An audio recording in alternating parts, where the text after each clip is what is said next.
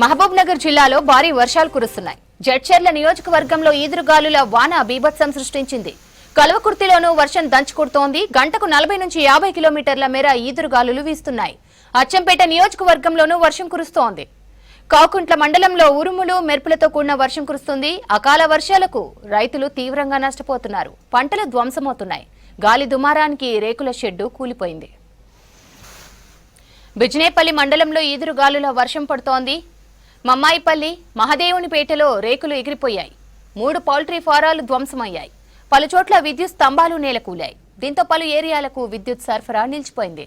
మామిడి సహా మొక్కజొన్న, వరి పంటలు ధ్వంసమయ్యాయి. ఉమ్మడి మహబూబ్ నగర్ జిల్లాలో వర్షాలపై మరింత సమాచారం బాలకృష్ణ అందిస్తారు. బాలకృష్ణ, జిల్లాలో ఎక్కడెక్కడ వర్షాలు పడుతున్నాయి, వివరాలేంటి? శ్రవంతి, మహబూబ్నగర్ జిల్లా వ్యాప్తంగా వర్షాలు కురుస్తున్నాయి. భారీ వర్షాలతో పాటు ఈదురుగాలు, ఉరుముల మెరుపులతో కూడిన వర్షం కురుస్తుంది. మహబూబ్నగర్, నార్కల్, అట్లాగే జోగులాంబ, గద్వాల జిల్లాలో కూడా వర్షాలు కురుస్తున్నాయి. బిజినేపల్లి మండలంలో ఈ వర్ష ప్రభావం ఎక్కువగా ఉంది. ఈదురుగాలుతో పాటు భారీ వర్షం కురుస్తోంది. ముమ్మాయిపల్లి, అట్లాగే మహాదేవునిపేటలో కరెంటు స్తంభాలు గులాయి, అట్లాగే చెట్లు కూడా నీలగూలాయి.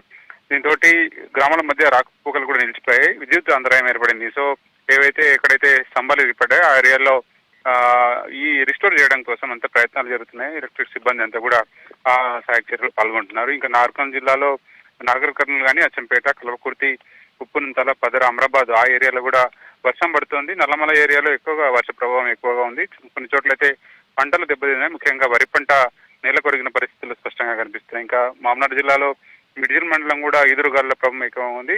మిడ్జిల్ మండలంతో పాటు కాకుంట్ల మండలంలో కూడా ఈదురుగాలులతో కూడా వర్షం కురిసింది.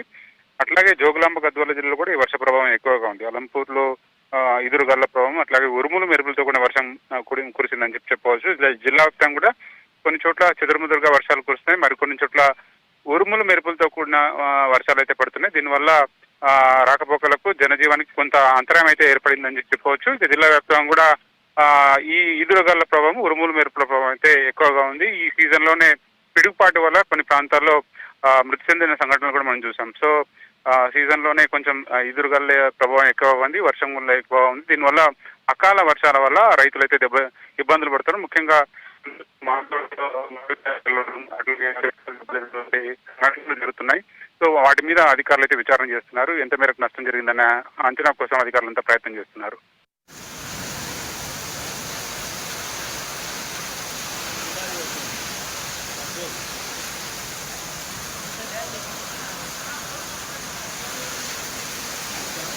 हाँ